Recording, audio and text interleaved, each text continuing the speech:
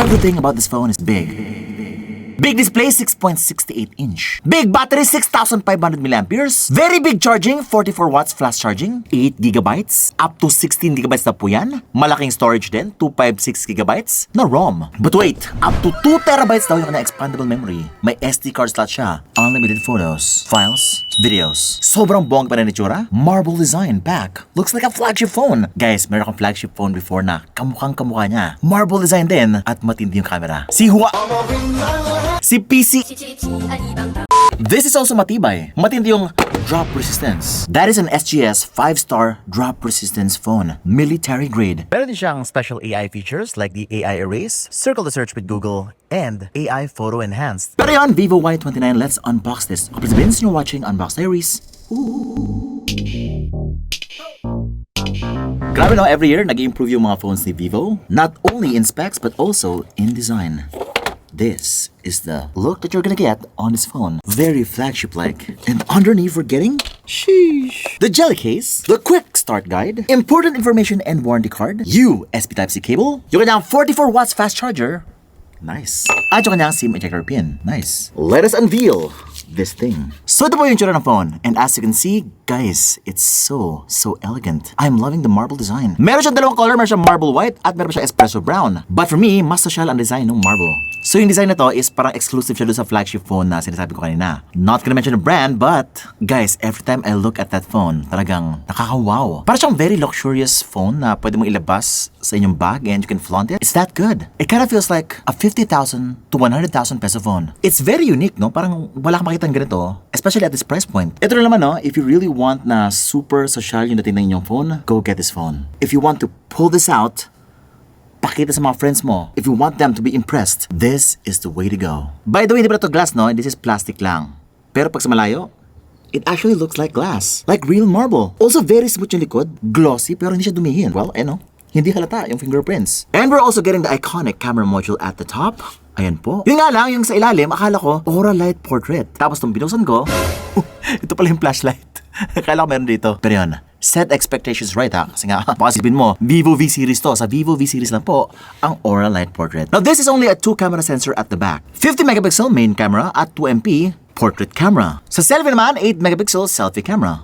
Now heavy pala yung phone ha. Siguro because of its very heavy battery. 6,500 milliamperes po yan. Very thick nga siya. You can really tell na malaking battery talaga ang inilagay dito. And it's not just any kind of battery. It's a BlueVolt battery. Guys, even after 5 years, up to 80% of its battery life, still in very good working condition. Hindi lang siya long lasting. Actually, pang 2 days kanyang battery life. Pero kanyang battery age up to 5 years. Kasi yung iba guys, after a few years, talaga nagde-degrade yung kanilang battery ng todo. And with that, hindi mo na mag-upgrade lagi. Hindi ko na ba dyan, every year. Every year ako. Sometimes every 3 months. Pero guys, if you really want long lasting, pang matagalan na matinding investment, Vivo Y29.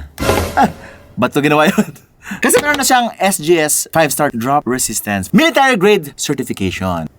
Ayan. By the way, chrome finish pala yung side niya. Very shiny kapag naman na ilaw. Ayan po ah. Also the bezels at the front. Medyo thick lang po siya. Ito ba yung black sa kanyang edges? Dun sa screen banda. Grabe guys, this one is like matindi ang battery life. I've been shooting this for hours but 1% lang ang nabawasan. Now at first glance, sa kanyang display ay malaki, 6.68 inch. Very smooth din, 120Hz refresh rate. Pwede ba gawing 60Hz lang po yan para hindi masyado kumakain ng battery? Guys, paano nyo ba alam yun ha? Pwede nyo pagbaguhin yung kanyang refresh rate dito sa display and brightness sa settings. Pwede mo siya standard or pwede mo siya high. Kung sa inyo, if you want more battery life, 60Hz mo lang. Or kung gusto mo na smooth lagi, 120Hz refresh rate. Meron naman siya smart switching dito kapag hindi mo naman siya kailangan talaga, mag 60Hz naman siya. Pero most of the time, 120Hz refresh rate po ang kanyang display. Very smooth po siya. Yung punch hole medyo malaki lang for my taste. But this screen is just so bright even though na hindi siya AMOLED display napaka-bright na display niya. And it's also very big, very wide. Kapag nagpe-Facebook ka, ang dami mo pwede makita. Yung mga text, napakalaki, very readable. So if you're someone na hirap magbasa ng mga text, this one is really good. It's very smooth. Pero Vince, ano ba yung kanyang processor? That is the big question. Kasi Vince, napapasin ko sa mga marketing niya, gaming phone daw siya. Well, the processor on this thing is Snapdragon 685. Hindi, tinest ko lang yung kanyang drop test. Pero ang kanyang to benchmark ay umabot ng tumataginting na 330,000 peso ay pesos. Naging pera. 330,000 points sa Tutu benchmark. Ang taas nun. Sana pera na lang. Mahirap kumita ng pera ngayon. Now with this kind of performance, it's surprising na kompleto po siya. Halos kompleto na po siya sa settings sa Mobile Legends and Call of Duty. Ito ba? Mobile Legends ultra graphics, super refresh rate right out of the box. Guys, dahil matagal na po itong Snapdragon 685 processor, it's very smooth, very optimized for Mobile Legends. Wala nang problema. Pero kasi kung gusto mo talaga ng more than 90 frames per second, hindi niya kayang gawin yon. Siguro man nasa 60 frames per second na nakita dito kasi nga, the processor might be not that powerful enough to hit those numbers. But for the most part, din naman to guys yung kanyang volume can go up to 400%.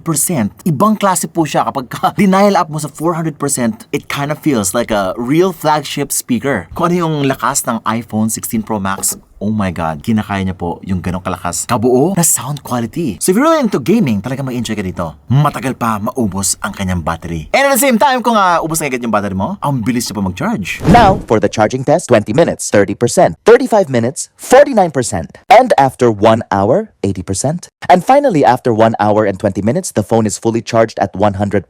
Grabe! Sheesh! Now, as a gaming phone, syempre, hindi siya pwedeng i-compare sa mga ibang tunay na gaming phone na napakabilis na kanilang processor. This one is pretty okay lang. Tank user ka, fighter ka, support is pretty okay. Pero kung jungle ka talaga, you want the best, the most responsive, the most accurate screen, and the smoothest gameplay, you might want to look elsewhere. Pero kung casual gamer ka lang naman, gusto mo matagal, maubos ang battery, gusto mo benteng rank games in just one session, eto ka na. Gusto mo mag-Vivo YouTube, mag-TikTok ng napakatagal, eto ang dalin mo. Nasa Genshin Impact, medyo mahirapan na siya. Yun nga lang guys. This phone can only go so far with the Snapdragon 685 processor. Lowest graphics, playable pa rin siya. Pero don't expect too much as long as you know what you're expecting. Ayun, slow graphics lang. Kaya naman mag 30 to 60 frames per second na settings. So syempre, processor talaga yung magdadala dyan. Hindi enough yung malaking ROM.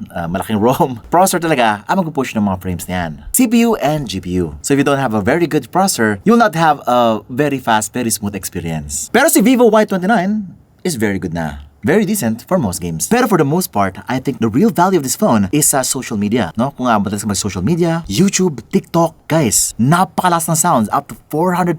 Buong buo po siya. Ito po siya compared sa 100%.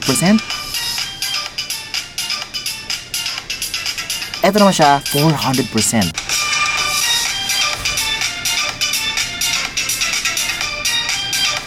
Pero Vince, diba sabi mo si Vivo ay maganda sa camera? Yes. Vivo is one of the best in terms of camera. In fact, kung pagpipilian ako ng mga entry-level phones, kung anong brand ang pipiliin ko, Vivo lang. And it's not even close dahil guys, na-master na po ni Vivo ang image quality. May rason kung bakit to ang gusto ni Jack. Ayan, nag-picture na agad si Jack. Basta Vivo talaga, favorite ni Jack yan. Kasi nga napaka-natural ng kanyang skin tone dito.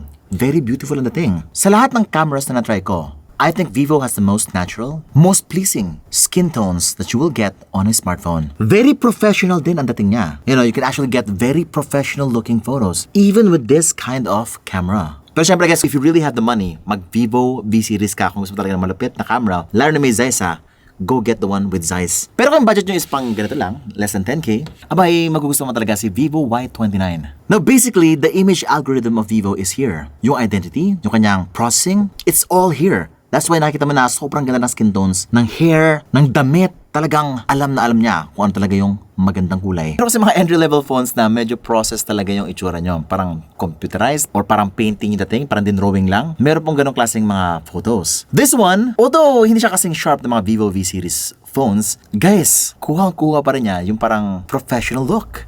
So if you're into professional looking, tapos napaganda mga portraits, ito na po yun. By the way, ito yung portraits niya. You can get away with really nice portraits on this phone. Kaya lang up to 2x lang po yung zoom na kaya niya. Wala pa siyang 3x. So kailangan yung lumapit na konti, mag-adjust pa ng konti, no? Para makuha yung tamang angulo or composition. Wala po siyang 0.6x dito, unfortunately. But the selfie camera is pretty nice, 8 megapixels.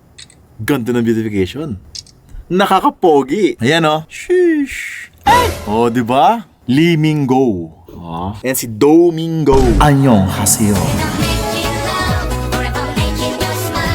Parang Korean action star. And of course, meron pa siyang night mode dito to enhance yung mga low light images nyo. Ang problema kasi guys is, yung sensor niya is hindi ganun kalaki at hindi ganun ka-advanced compared sa mga mas mahal na Vivo phones. Which means, kailangan nyo talaga ng medyo maraming ilaw dito. No? Kailangan mo na ng magandang lighting like in my studio, enough lighting sa inyong bahay, or sunlight. It will produce amazing quality kapag ka meron sunlight. Yun nga lang, kapag ka madilim, medyo soft yung mga photos na makuha nyo. Pero ito sa video, maganda rin ang video niya guys. Eto ba yung quality, very professional din po. Kaya lang up to 1080p, 30 frames per second lang. Wala pa siyang 60 FPS. May Pro mode din po siya if you want more creativity, more control sa inyong output. At may RAW pa siya, may RAW. Guys, may RAW mode pa siya sa Pro mode. That is pretty nice. And the best thing about this is up to 2 terabytes ang expandable memory niya. So guys, pili ka ng SD card, micro SD card for this one. Para kung mahilig ka mag-picture-picture, kung marami masyadong selfie sa inyong phone, ayaw mong i-delete lahat, you can have so much photos on your phone because of up to 2 terabytes of expandable storage. The Vivo Y29 is very luxurious, very socialin. Akala mo 20,000, 30,000 pesos na cellphone? Looks pa lang, head turner na. Pero, ang presyo! 8,999 pesos for the 8128. At meron pa siya 8256, 10,999. Kung hindi ba sure sa phone na to, you really want to see it in person, punta ka lang sa nearest Vivo store near you para makita mo talaga yung kanyang kagandahan. And of course, syempre, kung gusto mo yung brown color, the espresso brown. If you want more, you have to visit the nearest Vivo store. Are you going to buy the Vivo Y29? Let me know guys in the comments below. Or if you want something else, subscribe ka lang, hit the bell icon. I have more for you. Reviews, unboxing, upcoming smartphones. Don't forget to subscribe, hit the bell icon so that you don't miss any of my great content. Thanks for watching Unbox Diaries. Woohoo!